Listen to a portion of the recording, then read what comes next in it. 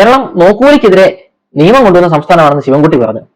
ഇന്നും നമ്മുടെ നാട്ടിൽ ഈ നോക്കൂലി നടക്കുന്നില്ലേ? ചുമ്മാ വന്നിരിക്കും കുറെ യൂണിയൻകാർ CIT-കാർ കുറെ പേര് വന്നിരിക്കും. എന്നിട്ട് ആ വീട്ടുകാർ ആ സാധനം ഇറക്കി കഴിയുമ്പോൾ തന്നെ ഇവർ 10,000, 4,000, 5,000 രൂപ വാങ്ങിച്ചുകൊണ്ട് അങ്ങ് പോകും. അവർ പറയുന്ന ഈ ലോഡിങ് അൺലോഡ് ചെയ്യാൻ വേണ്ടി പറഞ്ഞേക്കുന്ന 50,000 രൂപ ആയിരിക്കും. നോക്കി 5,000 രൂപ കൊടുത്തു വിടണം. ഇതാണ് നമ്മുടെ സംസ്ഥാനത്ത് നടക്കുന്നത്. എന്റെ വീടിന്റെ അടുത്ത് തന്നെ നടന്ന സംഭവമുണ്ട്. ഒരു വീട്ടുകാർ കുറച്ച് സാധനങ്ങൾ ഇവിടെയൊക്കെ വില കൂടുതലായതുകൊണ്ട് മറ്റൊരു ജില്ലയിൽ നിന്ന് പോയി സാധനം വാങ്ങിച്ചുകൊണ്ട് വന്നു. വണ്ടിക്കൂടെ ഇതല്ലേ ഉള്ളൂ എന്നിട്ട് സാധനം വാങ്ങിച്ചുകൊണ്ട് വന്നു. വീട് പണിയുടെ സാധനങ്ങൾ അതുകൊണ്ടൊന്ന് ഇറക്കി വെച്ചുകൊണ്ടിരുന്നപ്പോൾ CIT-കാർ വന്ന് അയാളെ വീട്ടിൽ അസഭ്യമാണ് പറഞ്ഞിരുന്നത്. ചീത്ത, അങ്ങോട്ടും ഇങ്ങോട്ടും ചീത്തയും പറഞ്ഞ് അത് കഴിഞ്ഞിട്ട് നോക്കൂലിയും വാങ്ങിച്ച് അത് കഴിഞ്ഞിട്ട് ഇയാളെ വീഡിയോ എടുത്തിട്ടുണ്ടായിരുന്നു. ഈ വീഡിയോ സോഷ്യൽ മീഡിയയിലൊക്കെ വന്ന് ഭയങ്കര വിഷയമായ ഒരു പുതുപ്പള്ളി ഇലക്ഷന്റെ സമയത്തായിരുന്നു.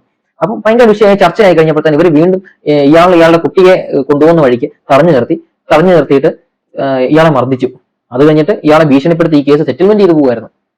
അപ്പം ഈ ശിവൻകുട്ടി പറയുന്ന പോലെ ഒന്നുമല്ല. ശിവൻകുട്ടിക്ക് ന്യായീകരിച്ചാൽ മതി. നമ്മുടെ സംസ്ഥാനത്ത് നോക്കൂലിയാണ് ഏറ്റവും കൂടുതൽ നടക്കുന്നത്.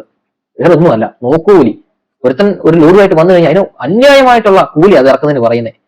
ഇനി അത്രയും കൂലി വേണ്ടെന്ന് പറഞ്ഞു കഴിഞ്ഞാൽ ഞങ്ങൾക്ക് നോക്കൂലി തന്നേരെ, ഞങ്ങൾ മാറിയിരുന്നേക്കാം, നിങ്ങൾ ഇറക്കിക്കൂ, ഇതാ പറയുന്നത്. സാധാരണക്കാരൻ ഇവനെയൊക്കെ പേടിച്ചിട്ട് ഇതങ്ങ് കൊടുത്തു പോകും. മുടിഞ്ഞു പോട്ടെ എന്ന് പറഞ്ഞ് പ്രായിക്കൊണ്ട് ഇതങ്ങ് കൊടുത്തു പോകും. അവിടെയാണ് ഇവനൊക്കെ വളവാകുന്നത്.